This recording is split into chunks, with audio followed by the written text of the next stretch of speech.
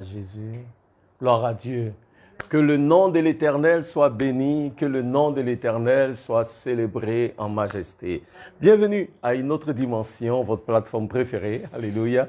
Que le nom de l'Éternel soit loué. Au nom du pasteur Kadia Toudibi et en mon nom personnel, nous vous souhaitons la bienvenue. Votre serviteur, le pasteur Dibi, bienvenue encore ce soir. Alléluia. Nous rendons grâce à l'Éternel pour vous tous qui êtes connectés, partagez, invitez vos amis, dites-leur, Jésus a une parole pour vous ce soir. Alléluia, que le nom du Seigneur soit loué. L'Éternel a été bon pour nous tout au long de cette semaine et même de la semaine dernière. Nous voulons ensemble élever la voix et rendre grâce à l'Éternel notre Dieu. L'Éternel est bon. Ce matin, il nous a donné le souffle de vie. Nous sommes en bonne santé et nous avons une raison de lui dire merci. Alléluia. Donc tous ensemble, si nous pouvons juste élever la voix et dire merci à l'Éternel pour tous ses bienfaits. Éternel, ô Dieu, nous te bénissons, nous te rendons grâce. Nous te disons merci, ô Dieu, alléluia, pour ta bonté, pour ta fidélité, pour ton amour infini. Yahvé, tu es notre Seigneur et tu es notre Roi. Ton règne n'a pas de fin. Tu es l'Éternel El Shaddai. Tu es le Dieu fidèle, tu es le Dieu grand, tu es le Dieu puissant et ton règne n'a pas de fin. Ce soir même, ô Dieu, nous sommes en présent encore une fois, Seigneur, pour te célébrer, pour t'élever, pour te glorifier, alléluia, pour proclamer ta grandeur et proclamer ta puissance. Qui est comme toi, ô Dieu, dans les cieux, sur la terre et sous la terre? Il n'y a aucun autre Dieu comme toi, il n'y a aucun autre Dieu qui te soit comparable. Éternel, pour tes provisions dans nos vies, pour ta protection, ô Dieu, alléluia, sur nos vies, éternel, ô Dieu, pour le privilège même que tu nous donnes d'être appelés enfants de Dieu. Seigneur, nous te disons merci. Que ton nom soit élevé, ô Dieu, que ton nom soit glorifié. Ce soir, nous sommes assemblés en ces lieux pour te bénir et pour te glorifier. Manifeste-toi grandement, manifeste-toi puissamment et transforme nos vies. Saint-Esprit de Dieu, tu es l'enseignant par excellence. Sans toi, nous ne sommes rien. Sans toi, nous ne pouvons rien. Saint-Esprit de Dieu, manifeste-toi, parle au travers de nos vies, alléluia, prépare les cœurs qui nous écoutent à recevoir ta parole et à être transformés par cette parole. Merci Seigneur. Reçois la gloire et reçois le règne dans le nom de Jésus. Et le peuple de Dieu dit Amen. Alléluia. Amen. Ce soir, bienvenue à la FAC. Amen, qui est la foi aux questions. Nous rendons grâce à l'Éternel. Vous étiez nombreux, vous qui nous avez suivis le samedi dernier. Vous avez soumis des questions et ce soir, nous voulons prendre le temps de répondre à ces questions. J'aimerais vous rassurer, le pasteur Kadi sera de retour parmi nous le samedi prochain. Alléluia. Je suis sûr qu'elle vous manque, mais elle reviendra très bientôt. Alléluia. Mais ce soir, amen, nous allons encore continuer, basé sur l'enseignement qui a été fait le samedi dernier. Nous voulons ensemble répondre aux questions qui nous ont été soumises. Et je n'ai aucun doute que Dieu va utiliser ces moments pour encore une fois nous bénir. Gloire à Dieu. Amen. Nous allons sans plus tarder passer à nos questions. La première question est la suivante. Elle nous vient de notre sœur Fatou Ndiaye. Amen. Bonsoir Fatou. Et la question est la suivante. Qu'est-ce que la porte étroite dont parle la Bible? Amen. Pour nous rappeler un peu, ça fait déjà quelques semaines que le pasteur Kadi et nous-mêmes, nous enseignons basé sur le livre de Matthieu chapitre 7, les versets 13 et 14, qui parle de la porte qui est étroite, qui mène au chemin qui est étroit et qui donne à la vie. Et ce chemin-là, là où il y a très peu de personnes qui empruntent, et il y a aussi la porte qui est large, qui mène sur le chemin qui est large. Et la Bible dit, sur ce chemin-là, il y a beaucoup de personnes qui l'empruntent et ce chemin-là conduit à la destruction ou à la perdition. Amen. Et ce soir, la question de Fatou est de savoir quelle est la porte étroite. Amen. Le Seigneur Jésus, Fatou, fait référence à la porte étroite dans le livre de Matthieu, chapitre 7, versets 13 et 14, et dans le livre de Luc, chapitre 13, les versets 23 et 24. Jésus fait un contraste, il fait une comparaison entre la porte qui est, ma foi, la porte qui est étroite et la porte qui est large. Donc Jésus nous dit, il y a deux choix dans la vie que nous pouvons faire. Choisir la porte qui est étroite, qui mène sur le chemin qui est étroit et qui mène à la vie, ou choisir la porte qui est large, qui mène sur le chemin qui est large et qui mène à la destruction. Alléluia. Amen. Et c'est ce que le Seigneur Jésus nous dit dans le livre de Matthieu. Maintenant, à la question de savoir qu'est-ce que la porte étroite, je vais essayer de répondre en disant ceci. Qu'est-ce que le Seigneur Jésus veut nous dire exactement quand il parle de porte étroite? Fatou, il faut comprendre que Jésus, la Bible dit, Jésus dit, je suis la porte. Alléluia, amen. Donc, Jésus est la porte au travers de laquelle nous pouvons expérimenter la vie éternelle. On parle de porte étroite parce qu'il n'y a aucune autre porte. Jésus seul est le chemin qui mène à la vie. Il dit dans le livre de Jean, chapitre 14, verset 6, il dit « Je suis le chemin, la vérité et la vie. Je ne suis pas un chemin, je suis le chemin, l'unique chemin. » Alors, la Bible dit dans le livre de 1 Timothée, chapitre 2, verset 5, « Car il y a un seul Dieu, Fatou. Et aussi, il y a un seul médiateur entre Dieu et les hommes, Jésus-Christ, l'homme. » La Bible continue et nous dit dans le livre des Actes des Apôtres, chapitre 4, les versets 11 et 12, « Jésus est la pierre rejetée par que vous... » il dit, « Jésus est la pierre rejetée par les bâtisseurs et qui est devenue la principale de l'angle. Il n'y a de salut en aucun autre, car il y a sous le ciel aucun autre nom qui ait été donné parmi les hommes par lequel nous devions être sauvés. » Le chemin qui mène à la vie est restreint. Alléluia. Et ce chemin-là, il est unique. Et ce chemin-là, c'est Jésus-Christ. Fatou, ce qu'il faut retenir, c'est que le chemin qui est étroit, qui conduit à la vie, c'est Jésus-Christ, notre Seigneur. La Bible nous dit dans le livre de 1 Jean, chapitre 5, versets 11 et 12. Il dit, « Et voici ce témoignage, c'est que Dieu nous a donné la vie éternelle et que cette vie est dans son Fils. Celui qui a le Fils a la vie. Celui qui n'a pas le Fils de Dieu, qui est Jésus-Christ, n'a pas la vie. » Alléluia. Le chemin étroit que Dieu donne, Dieu veut nous dire qu'il y a un seul chemin qui conduit à la vie. C'est pourquoi il est étroit, il n'est pas large. Alléluia. Et ce seul chemin qui conduit à la vie-là a un nom. Cette seule porte qui conduit à la vie a un nom. Cette porte-là s'appelle Jésus. Et la Bible insiste pour dire que celui qui a Jésus, c'est lui qui a la vie. Celui qui n'a pas Jésus, il n'a pas la vie. Alléluia. Donc Dieu nous donne de choisir. Et Fatou, ce soir, je veux nous encourager. Je veux t'encourager. Choisis cette vie-là qui est en Jésus-Christ. Choisis cette vie-là que Jésus donne à tous les hommes. Il a donné sa vie à la croix. Il a versé son sang.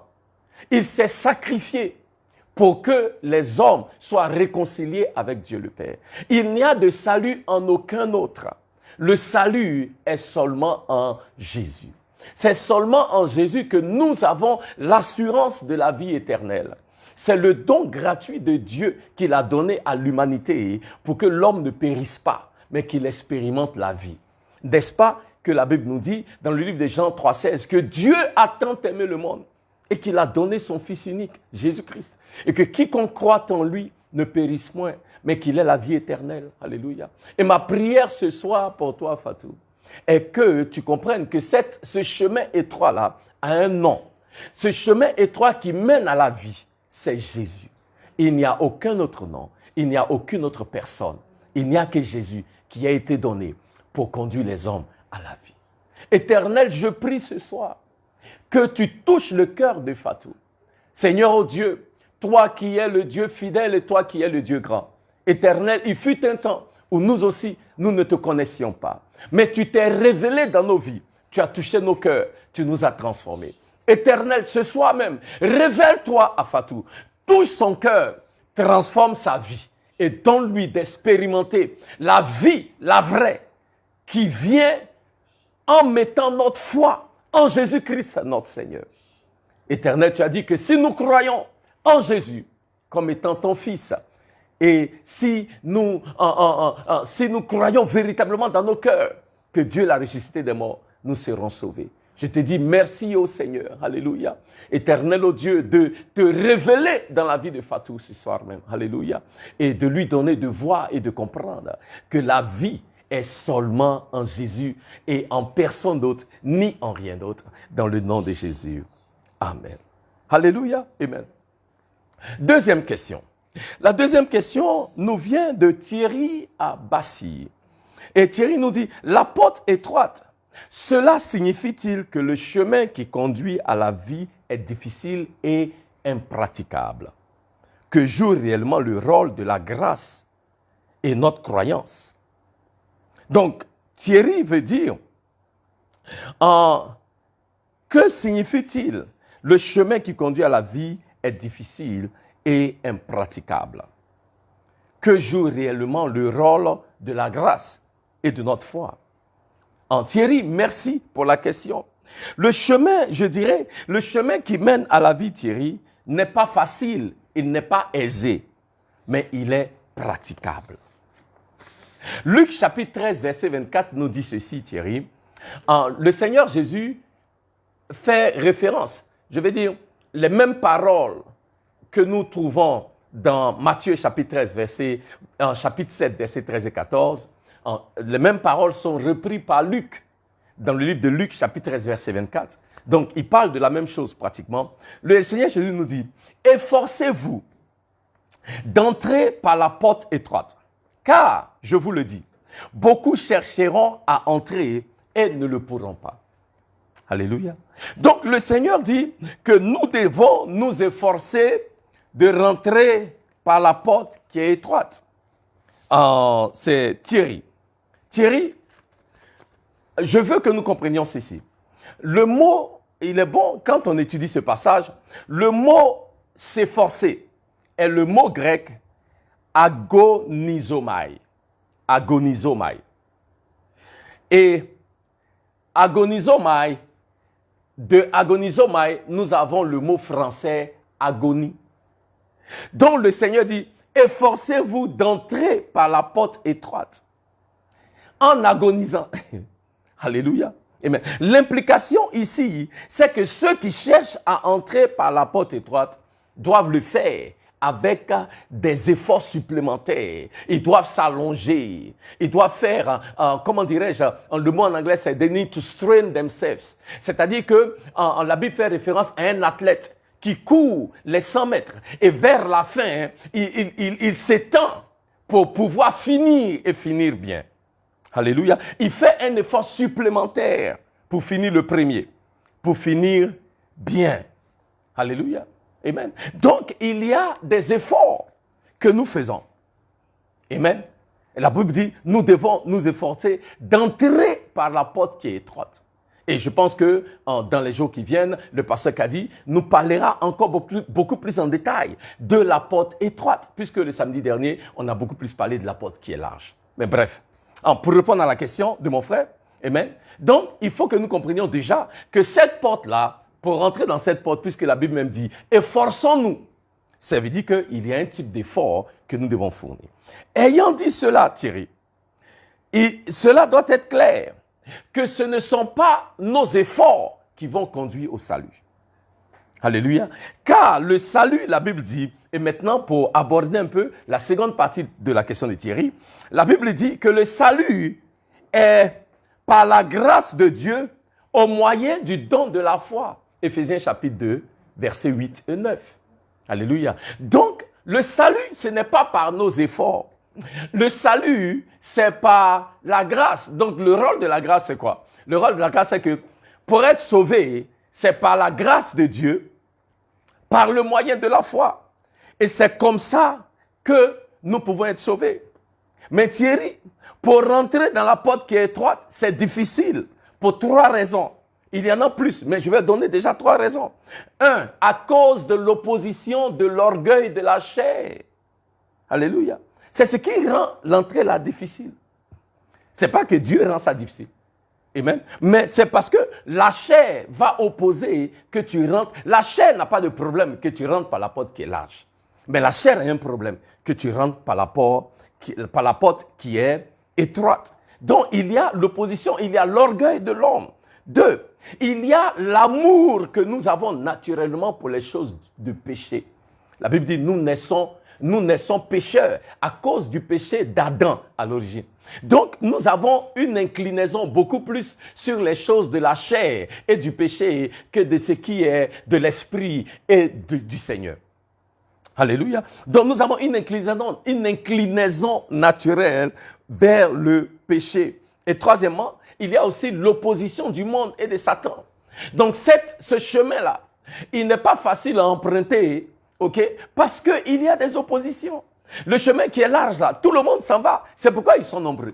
Mais le chemin qui est étroit, ta chair va opposer. L'orgueil va opposer. Alléluia. Le péché, cette tendance que nous avons à aimer les choses de la chair, à convoiter les choses de la chair, font que le chemin étroit est plus difficile. L'opposition de Satan et même du monde fait que ce n'est jamais une chose aisée que d'emprunter ce chemin-là.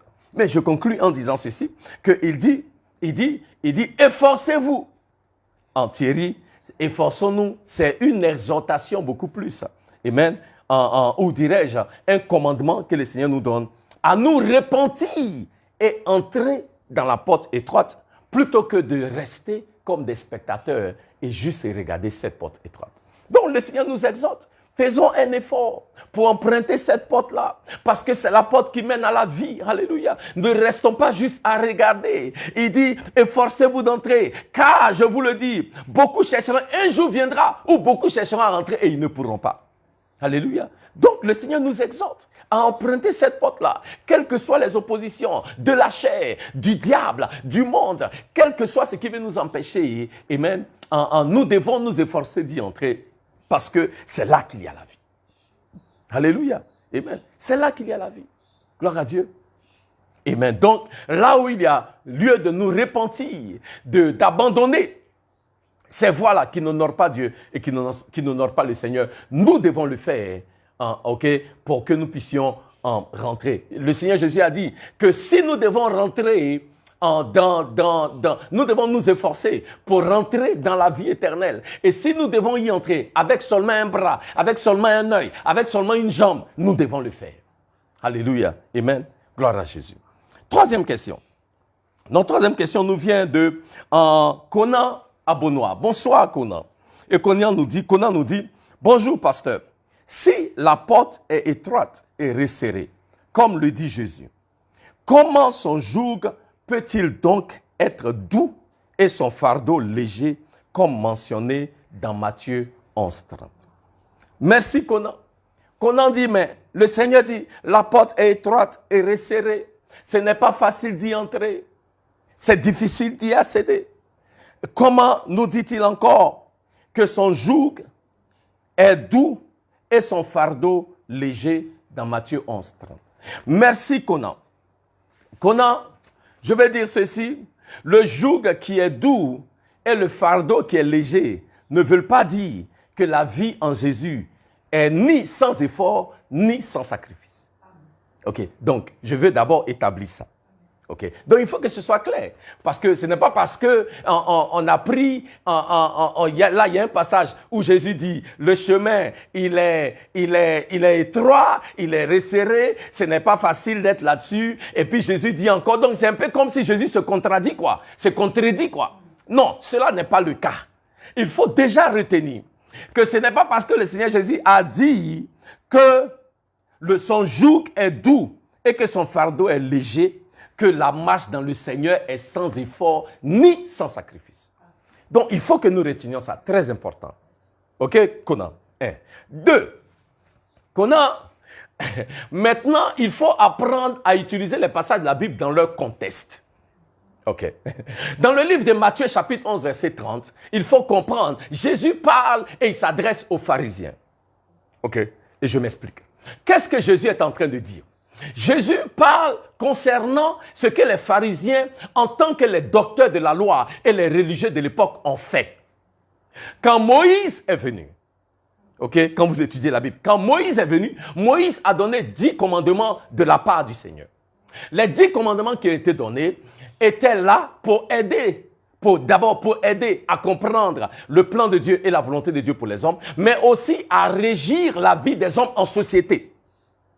C'est pourquoi, quand Jésus est venu, Jésus dit, tous les commandements là, je vais résumer en 2. Matthieu 22, versets 37 et 38. Tu aimeras l'Éternel, ton Dieu, de tout ton cœur, de toute ta force, de toute ton âme, et tu aimeras ton prochain comme toi-même.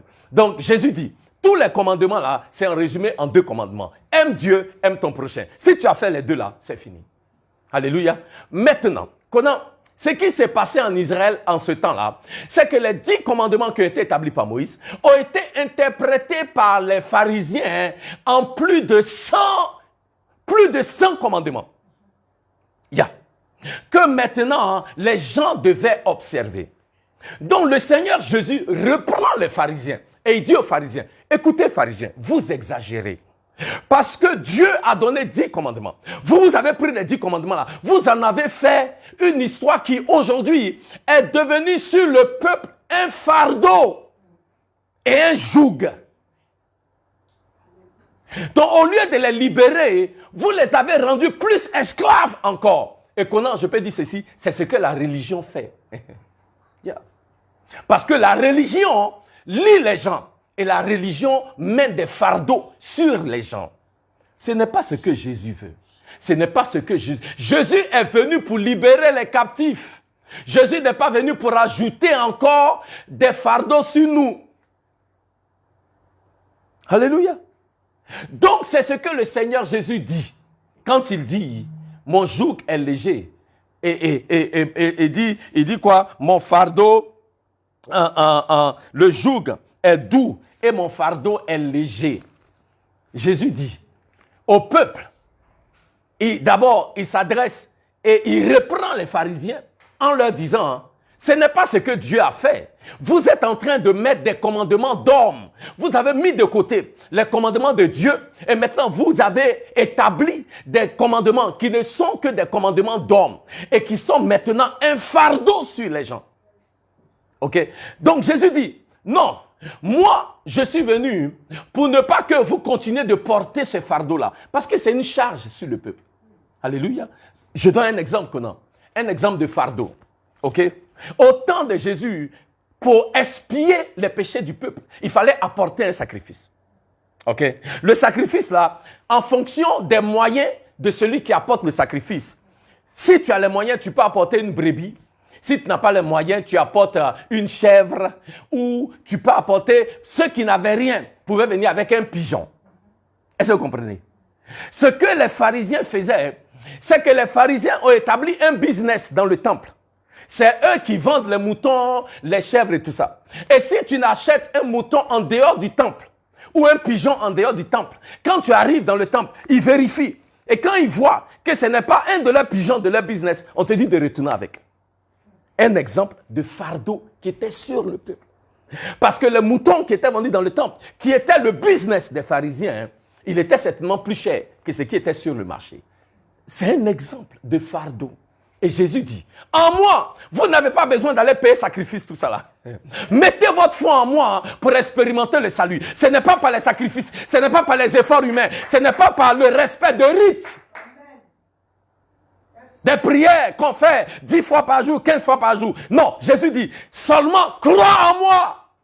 Mets ta foi en moi. Et c'est en cela que Jésus dit, mon fardeau est léger. Alléluia.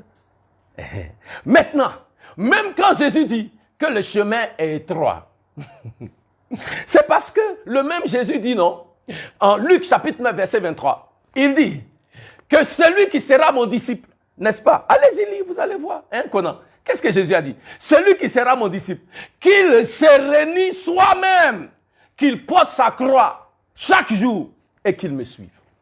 Je veux dire, suivre le Seigneur, il y a un fardeau que tu portes. Mais ce que nous devons comprendre, c'est que le fardeau du Seigneur est léger.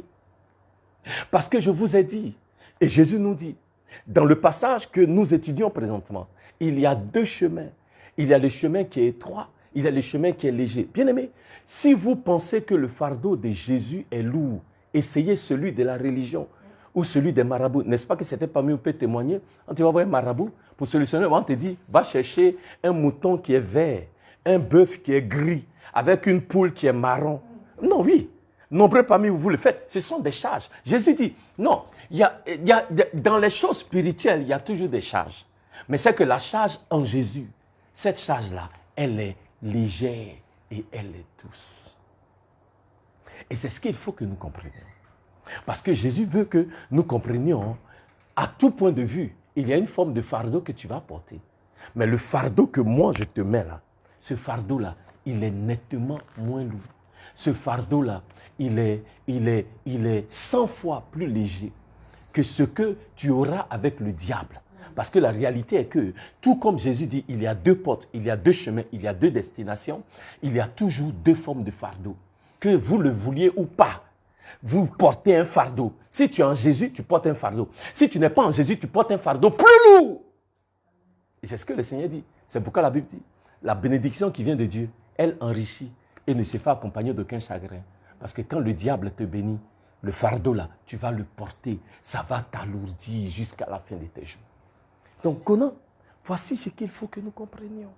Alléluia. Amen. Que le fardeau du Seigneur, il est léger. Même dans le chemin qui est étroit, son fardeau est léger. Gloire à Jésus. Amen. Donc, ceci étant, nous continuons. Question numéro 4.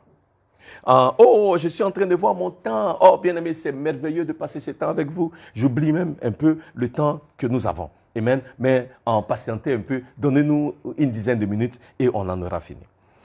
Un ami chrétien m'a dit, ça c'est notre question, elle nous vient d'une personne anonyme. Merci. Qui nous dit, un ami chrétien m'a dit que si mon épouse n'hérite pas le royaume des cieux, ce sera d'une part de ma faute. Je veux vraiment comprendre. Anonyme. Notre anonyme ici est un frère musulman. Que Dieu vous bénisse. Nous rendons grâce à l'Éternel pour vous tous qui suivez nos enseignements sur cette plateforme. Au nom du pasteur Kadi, nous voulons vous dire un grand merci et nous vous encourageons à continuer de vous connecter pour entendre la vérité de la parole du Seigneur. Mon frère, vous savez, Dieu a établi l'homme comme chef et prêtre de sa famille, sacrificateur dans sa famille. L'homme a la responsabilité devant Dieu, en tant que le chef, d'être aussi le prêtre de sa famille, dans sa maison. À ce titre, il donne l'exemple à sa femme. Il donne l'exemple, sa femme et ses enfants suivent. Ce qui veut dire, mon frère, que si l'homme est dans le faux, cela influence sa femme et ses enfants. Quand nous sommes chefs de famille, je parle maintenant, mon frère, en tant que moi-même étant chef de famille. Quand nous sommes chefs de famille, nous ne sommes pas responsables de seulement nous-mêmes. Nous avons la responsabilité de nos épouses et aussi de nos enfants. Alléluia. Donc c'est pourquoi votre ami vous a dit. Parce que votre responsabilité, elle est grande. Et un jour, chacun de nous va rendre compte devant Dieu. Je dis toujours aux hommes que si ton foyer n'a pas réussi, un jour quand tu vas arriver au paradis, quand Dieu va demander des comptes, ce n'est pas ta femme qu'il va appeler, c'est à toi qu'il va demander. Si vous connaissez bien les Écritures, dans le jardin d'Éden, c'est Ève qui a mangé le fruit. Mais quand Dieu est venu, c'est Adam qu'il a appelé. Donc, mon frère, okay, je veux que vous me suivez attentivement. Okay. Parce que bien que Ève ait mangé le fruit, c'est Adam que Dieu a regardé. Parce que Dieu dit, Adam, c'est toi qui es chef. Adam, c'est toi qui es supposé donner l'exemple à ta femme et puis à tes enfants. Adam, quand ta femme n'est pas en train de bien faire là, c'est toi que je vais venir chercher. C'est seulement la raison pour laquelle, anonyme, votre ami vous a dit que si ça ne tourne pas bien là, c'est en partie de votre faute. Mais j'en viens. L'apôtre Paul nous dit, dans le livre de 1 Corinthiens, chapitre 11, au verset 1, il dit, « Soyez mes imitateurs, comme je le suis moi-même de Christ. » C'est aussi traduit, « Suivez-moi, comme moi je suis Christ. » Paul parle à toute une assemblée de milliers, de centaines de personnes. Et il a dit, « Hey, suivez-moi, quand je suis Christ. Suivez-moi. » Ça veut dire aussi, regardez-moi bien. Le jour où je ne suis plus Christ, ne me suivez plus. Parce que c'est Christ qui est la vie. Et c'est cette vie-là que moi je recherche. Et pendant que moi je recherche cette vie-là, vous pouvez me suivre. Ok.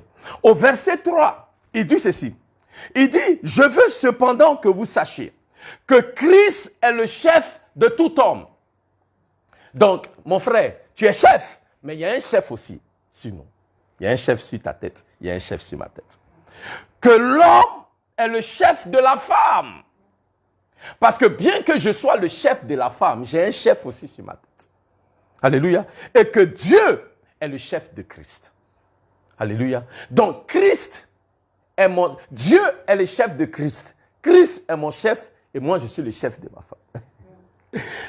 Paul suit Christ parce que Christ suit Dieu. OK? Et parce que Christ suit Dieu et que Paul suit Christ, les Corinthiens suivent Paul. Donc, anonyme, quand vous suivez Christ qui suit Dieu, votre femme va vous suivre. Alléluia.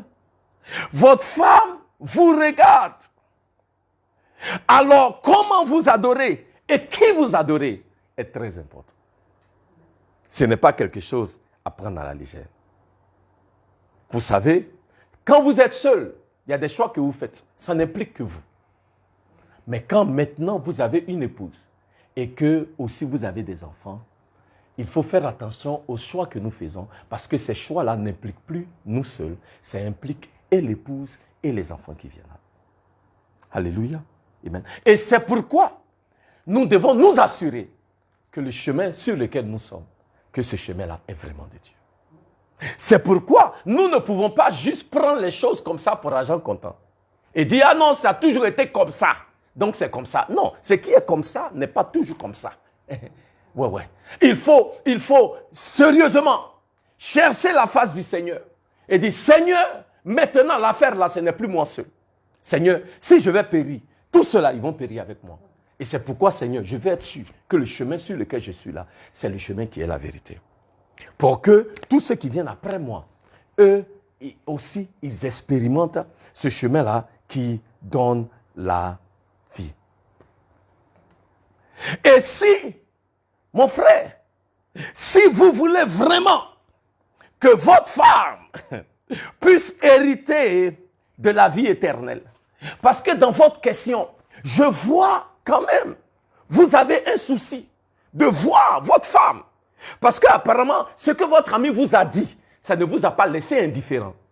Vous avez comme un souci de vous assurer que votre femme, quand même, arrive aux cieux, qu'elle expérimente le paradis. Et vraiment, pour un chef, c'est noble. Parce que ce qu'un chef peut rechercher, c'est ce qui est bien pour sa femme, pour sa maison, pour ses enfants.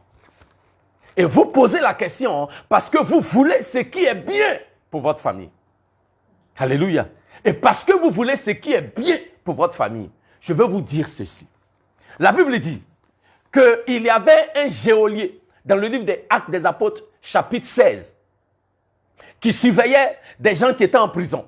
Et dans la prison, ce jour-là, il y avait deux hommes, Paul et Barnabas, des serviteurs de Dieu. Et la Bible dit, ils étaient en prison et à minuit, dans les difficultés, ils ont commencé à louer Dieu. Et la Bible dit, leurs chaînes se brisaient, les portes de la prison s'ouvrirent. Et le geôlier qui ne connaissait pas Dieu, quand il a vu, il dit, ah, votre Dieu là, ça doit être certainement le vrai Dieu. Qu'est-ce que je peux faire pour expérimenter ce Dieu-là et expérimenter la vie éternelle que lui donne? Et Paul a dit ceci, et c'est ce que je veux laisser avec vous, mon frère. Il dit, crois au Seigneur Jésus-Christ et tu seras sauvé, toi et ta famille. Alléluia. Crois au Seigneur Jésus-Christ. Oh mon frère, ce soir, je veux t'encourager. Toi qui as à cœur de t'assurer que ta femme, alléluia, et ta famille entière expérimentent les cieux, le paradis et la vie éternelle. Crois en Jésus-Christ. Et toi et ta famille, vous serez quoi? Sauvés. Je prie pour toi, mon frère, ce soir. Alléluia. Que les écailles tombent et que l'Éternel te donne la révélation de qui Jésus est. Le Fils du Dieu vivant, qui a donné sa vie à la croix pour que tous les hommes qui mettent leur foi en lui parviennent au salut. Que ce soir même, l'Éternel vous visite. Que ce soir même, l'Éternel fasse briller sa lumière dans votre cœur. Alléluia. Que l'Éternel fasse briller sa lumière et vous donne de voir le chemin qui mène à la vie éternelle. Alléluia. Et qu'au travers, au travers la révélation de Christ dans votre vie, que votre femme et vos enfants puissent aussi hériter de la vie éternelle. Que Dieu vous bénisse et que Dieu vous garde dans le nom de Jésus. Amen. Dernière question, et j'en aurai fini pour ce soir. La question nous vient de Geoffrey en France. Bonsoir Geoffrey. Et Geoffrey nous dit, j'assume mon caractère et cela fatigue certains. Un péché mignon? Alléluia. Voici la question de Geoffrey. Geoffrey, Merci pour la question, que Dieu vous bénisse. Mais je tiens à préciser déjà, Geoffrey, qu'un enfant de Dieu ne peut entretenir un péché mignon. La Bible dit dans le livre des Hébreux, chapitre 12 au verset 1. Nous donc aussi, puisque nous sommes environnés d'une si grande nuée de témoins, rejetons tout fardeau et le péché qui nous enveloppe si facilement. Alléluia. Geoffrey, en Christ, il y a des traits de caractère que nous ne devons plus assumer, mais plutôt rejeter. Yeah. Il y a des traits de caractère en Christ. Si on n'est pas en Christ, ça c'est autre chose. Mais Geoffrey, quand nous sommes en Christ, il y a des traits de caractère que nous ne pouvons plus assumer. Nous devons plutôt les abandonner. Alléluia. Je prie, Geoffrey, que le caractère de Christ soit le caractère prévalent, ou soit le caractère qui est le plus à l'œuvre dans votre vie et au travers de votre vie. Alléluia. Dire aux gens, ah, de toute façon, c'est comme ça que je suis, c'est une forme d'orgueil. Ce n'est pas de Christ. La Bible dit dans le livre de Romains, chapitre 6, il dit, chapitre 6, les versets 8 à 11, il dit, reconnais que le vieil homme est mort. En Christ Jésus, l'ancien Geoffrey qui assumait ses caractères, il est mort. Il doit avoir un nouveau Geoffrey que les gens voient. Et les gens savent que véritablement, Christ est passé par là. Parce qu'à moins qu'on ne voit pas ce nouveau caractère de Christ là, alléluia, amen. Romain encore dit dans le livre de Romains chapitre 6 au verset 4, il dit par les eaux du baptême pour que nous naissions en nouveauté de vie. Celui qui est en Christ, 1 Corinthiens en chapitre 5 verset 17, celui qui est en Christ est une nouvelle création. Amen. Maintenant voici les anciennes se sont passées et toutes choses sont nouvelles, Geoffrey. Qu'est-ce que je veux dire? Je veux dire en Christ Jésus. Amen. Il y a un homme qui a une nouvelle nature, celle de Christ. Ce n'est plus l'homme charnel qui doit prévaloir. Si vous écoutez un peu les enseignements de Pasteur Kadi, elle avait déjà enseigné sur ça. Ce n'est plus l'homme charnel qui doit prévaloir. Et c'est l'homme spirituel, celui-là qui est né de nouveau. Celui-là maintenant, dont Christ vit. Christ, c'est maintenant Christ qui vit en moi. Ce n'est plus moi qui vis. Alléluia. Donc Geoffrey, je prie ce soir que le Christ en toi puisse se manifester beaucoup plus. N'est-ce pas Jean qui a dit, quand la Bible dit que Jean-Baptiste, il baptisait, et il y a Jésus aussi qui baptisait, et les disciples de Jean-Baptiste sont venus lui dire, mais l'autre là, Jésus, il est en train de faire ce que tu fais là. Et Jean dit, on n'est pas en compétition, il dit que je diminue et que Christ puisse s'élever. Geoffrey, ma prière est que tu puisses diminuer et que Christ soit davantage vu. Le caractère de Christ soit manifesté davantage. Le Seigneur peut le faire. Le Seigneur peut le faire. En Christ Jésus, tu es une nouvelle créature. Tu es une nouvelle personne. Alléluia. Amen. Je bénis le Seigneur pour mon comité de soutien qui est là ce soir. Alléluia. Mais je rends grâce à Dieu pour vous tous qui avez soumis des questions. Que l'Éternel vous bénisse. Je veux prier pour vous. Amen. Notre programme ce soir tire à sa fin. Alléluia. Éternel, oh Dieu, je te rends grâce pour la vie de chacune de ces personnes qui ont soumis des questions. Seigneur, oh Dieu, merci pour ta parole qui est esprit et vie. Que cette parole-là nous éclaire davantage. Que cette parole-là, oh Dieu, nous donne d'expérimenter Jésus dans tous les aspects de nos vies. Éternel, tu es fidèle. Alléluia. Tu es bon et tu ne changes pas. Merci, oh Dieu. Alléluia. Même pour nos frères qui nous ont soumis des questions. Alléluia. Pour comprendre davantage. On sait quoi le chemin qui est étroit. Pour comprendre davantage ce que Jésus-Christ fait dans la vie des hommes. Éternel, oh Dieu. Qu'aujourd'hui marque un tournant dans la vie de quelqu'un qui nous écoutait. Que ton nom soit élevé, ô Dieu. Merci, Seigneur, de te révéler dans la vie de tes enfants. Alléluia. Merci, ô Dieu, de délivrer et d'affranchir quelqu'un ce soir. Que ton nom soit loué, Seigneur. Béni sois-tu, ô Roi des rois, dans le nom de Jésus. Et le peuple de Dieu dit Amen. Que Dieu vous bénisse. Merci beaucoup. Et à samedi, 18h30, le pasteur Kadi sera avec nous. Que Dieu vous bénisse. Amen.